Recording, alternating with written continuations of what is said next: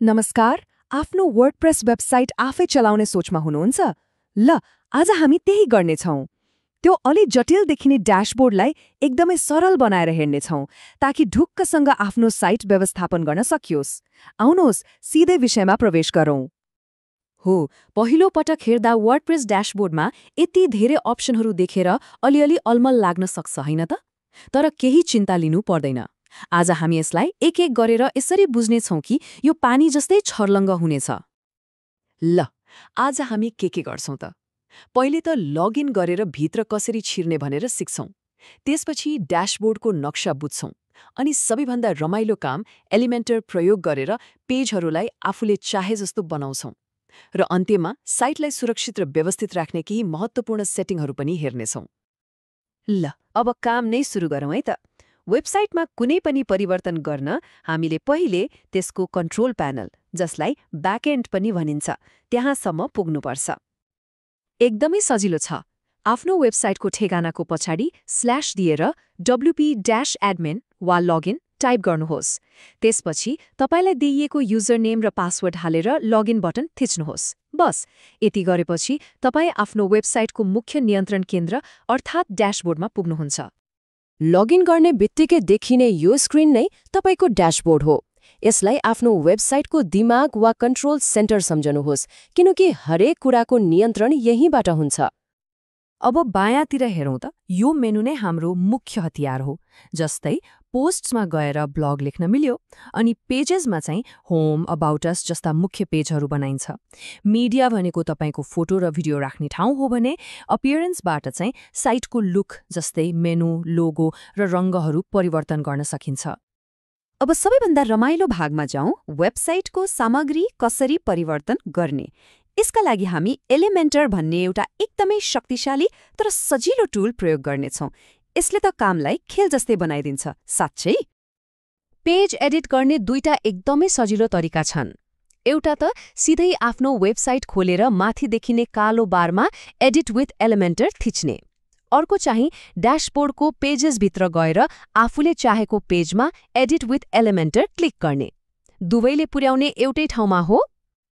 एलिमेन्टरको सबैभन्दा राम्रो कुरा के हो भने यो एकदमै सहज छ। जे परिवर्तन गर्नु छ त्यसमै क्लिक गर्ने। लेख परिवर्तन गर्न लेखमा क्लिक गरेर टाइप गर्नुहोस्। फोटो बदल्न फोटोमा क्लिक गरेर नयाँ फोटो हाल्नुहोस्।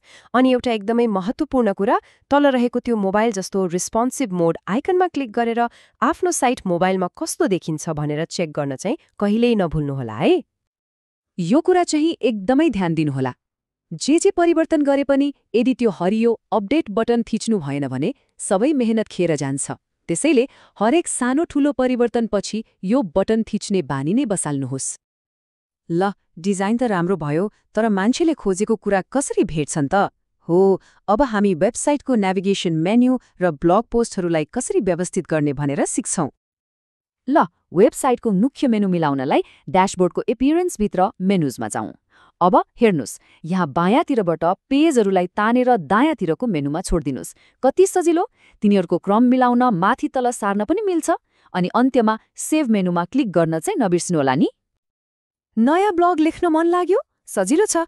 पोस्टमा गएर एड न्यूमा थिच्नुहोस्। एउटा आकर्षक शीर्षक दिनुहोस्, आफ्नो सामग्री लेख्नुहोस् अनि दायाँतिरबाट क्याटेगोरी र ट्याग्स छान्नुहोस्। अनि एउटा कुरा, त्यो फिचर्ड इमेज चाहिँ राख्नै पर्छ है। यसले पोस्टलाई एकदमै प्रोफेसनल र आकर्षक देखाउँछ। सबै मिलेपछि पब्लिश थिचिदिनुहोस्। अब केही यस्ता सेटिङहरू हेरौँ जुन एकचोटि मिलाए पुग्छ, तर यिनीहरूले वेबसाइटको लागि एकदमै बलियो जग तयार गर्छन्।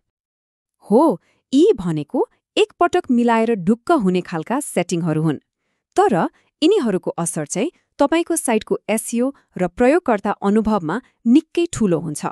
त्यसैले यी सेटिङहरूलाई ध्यान दिएर मिलाउनु एकदमै आवश्यक छ। ल, सेटिङ्सभित्र छिरेपछि यी 3 कुरामा ध्यान देऊ है।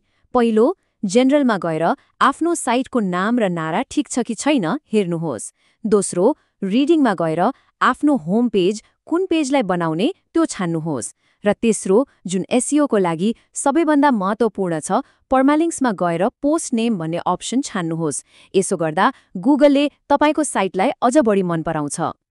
वेबसाइट बनाउनु मात्र ठूलो कुरा होइन, त्यसलाई सुरक्षित राख्नु पनि पर्छ।